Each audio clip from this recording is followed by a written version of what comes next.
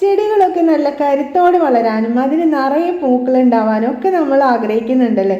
അപ്പോൾ അതിനൊക്കെ ഉള്ളൊരു നല്ലൊരു സൊല്യൂഷൻ എന്ന് പറഞ്ഞാൽ ഇതേ ഈ ഒരു ഫെർട്ടിലൈസറാണ് കേട്ടോ. ഇതൊരു ലിക്വിഡ് ഫെർട്ടിലൈസറാണ്. നമ്മുടെ എല്ലാവരും വീട്ടിൽ ഈസി ആയിട്ട് ഉണ്ടാക്കാൻ പറ്റുന്ന ഒരു ഫെർട്ടിലൈസറാണ്. അപ്പോൾ ഇത് ഫ്രൂട്ട് പ്ലാന്റ്സിനും അതുപോലെ തന്നെ ചെടികൾക്ക് പൂച്ചെടികളുണ്ടല്ലോ അതിനും അതുപോലെ തന്നെ പച്ചക്കറി തൈകൾക്കും ഒക്കെ നമുക്കിത് യൂസ് ചെയ്യാം കേട്ടോ.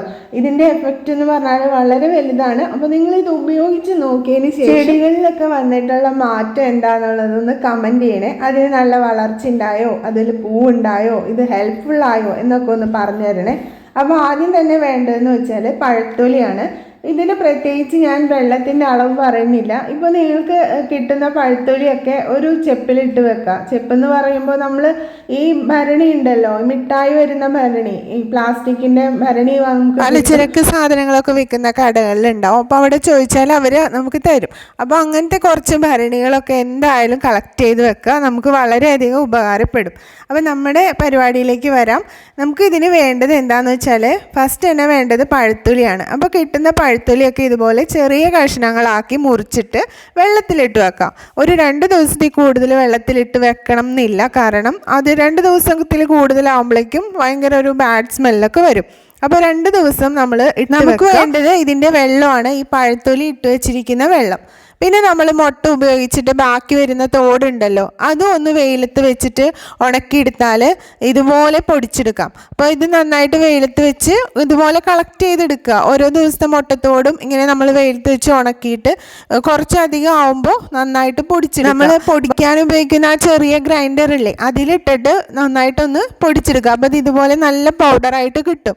അപ്പോൾ അതും നമുക്ക് അത്യാവശ്യമാണ്. ഇനി നമുക്ക് എന്താ വേണ്ടതെന്ന് വെച്ചാൽ നമ്മൾ ഈ പഴത്തൊലി വെള്ളത്തിൽ ഇട്ട് വെച്ചിട്ടുണ്ടല്ലോ. അപ്പോൾ 2 ദിവസം കഴിയുമ്പോൾ അതിൽ നിന്ന് കുറച്ച് വെള്ളം നമ്മൾ എടുക്കുക. നമ്മൾ എടുക്കുന്ന അളവ് കറക്റ്റ് ആയിരിക്കണം. അതിൻ്റെ ഇരട്ടി വെള്ളമാണ് നമ്മൾക്ക് ഇതിൽ ചേർക്കേണ്ടതായിട്ട് വരിക. അപ്പോൾ ഞാൻ ഒരു ചെറിയ ഗ്ലാസ് വെള്ളമാണ് ഇതിൽ നിന്ന് എടുത്തിട്ടുള്ളൂ. ഇനി അത്രയും തന്നെ ഈ ഗ്ലാസ്സിൽ ഒരു ചെറിയ ഗ്ലാസ് വെള്ളം പഴത്തൊലിയുടെ വെള്ളം എടുത്തിട്ടുണ്ട്. അപ്പോൾ ഈ വെള്ളത്തിലേക്ക് ഇത്രയും തന്നെ സാധാരണ വെള്ളം കൂടി ചേർത്ത് കൊടുക്കണം. എന്നാൽ മാത്രമേ അത് ഡൈലൂട്ടാക്കിയിട്ട് വേണം നമുക്ക് ഉപയോഗിക്കാനായിട്ട്. ഡയറക്റ്റായിട്ട് ഒരിക്കലും ഉപയോഗിക്കരുത്. അങ്ങനെ ഉപയോഗിച്ച് കഴിഞ്ഞാൽ നമ്മുടെ ചെടികളൊക്കെ നശിച്ചു പോവും. ഇത് അത്യാവശ്യം നല്ല സ്ട്രോങ് ആയിട്ടുള്ള വെള്ളമാണ്. അപ്പോൾ ഈ ഒരു ചെറിയ ഗ്ലാസ് വെള്ളം എനിക്കിപ്പോൾ ഇത്രേ ആവശ്യമുള്ളൂ. അതുകൊണ്ട് ഞാനൊരു ചെറിയ ഗ്ലാസ് വെള്ളമാണ് എടുത്തിട്ടുള്ളത്. അത്രയും തന്നെ ഞാൻ അതിലേക്ക് വെള്ളം കൂടി ചേർത്ത് കൊടുക്കുന്നുണ്ട്. ഇനി നമ്മൾ പൊടിച്ച് വെച്ചിട്ടുള്ള മുട്ടത്തോടിൻ്റെ പൊടി ഉണ്ടല്ലോ അതും കൂടി ചേർത്ത് കൊടുക്കുക. അതൊരു ചെറിയ ടീസ്പൂണിൽ ആ ഒരു മുട്ടത്തോടിൻ്റെ പൊടിയും കൂടി ഇതിലേക്ക് ആഡ് ചെയ്ത് കൊടുക്കുന്നുണ്ട്. എന്നിട്ട് അത് നന്നായിട്ടൊന്ന് മിക്സ് ചെയ്ത് കൊടുക്കുക. നന്നായിട്ട് മിക്സ് ചെയ്താലും ഇതിൻ്റെ അടിഭാഗത്തായിട്ട് മുട്ടത്തോടിൻ്റെ തരികളൊക്കെ കിടക്കുന്നുണ്ടാവും. അത് കുഴപ്പമില്ല. നമ്മൾ ചെടികൾക്ക് ഇത് നന്നായിട്ട് മിക്സ് ചെയ്തിട്ട് ഒഴിച്ചു കൊടുക്കുക. നമ്മൾ ഈ വെള്ളം മൊത്തം ഒഴിച്ചു കൊടുത്തു കഴിഞ്ഞതിന് ശേഷം ചിലപ്പോൾ കപ്പിൻ്റെ അടിഭാഗത്ത് ഈ മുട്ടത്തോടിൻ്റെ തരികൾ ഇരിക്കുന്നുണ്ടാവും. അപ്പോൾ ആ തരികൾ കളയണ്ട, നമ്മൾ അത് ആ ചെടിച്ചട്ടി തന്നെ ഇട്ട് കൊടുക്കുക.